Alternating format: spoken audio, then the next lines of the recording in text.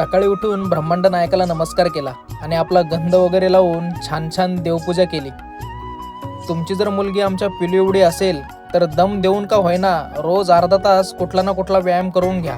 तसेच आपले धार्मिक ग्रंथ किंवा चांगली पुस्तके वगैरे वाचून समजून सांगा. भगवंत म्हणतात, जे लोक अनन्य भक्तिभावाने माझ्या दिव्य स्वरूपाचे चिंतन करीत माझी उपासना करतात त्यांच्या आवश्यकता मी पूर्ण करतो आणि त्यांच्याकडे जे आहे त्याचे रक्षण करतो.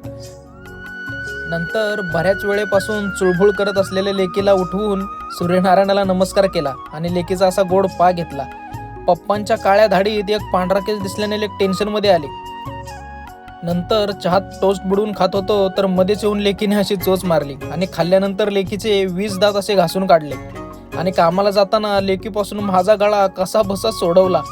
आणि एक गोष्ट लक्षात ठेवा, नवऱ्याच्या गिफ्टपेक्षा बायकोने दिलेलं गिफ्ट नेहमी भारीच असतं बरं का. चालायचंच नाही का.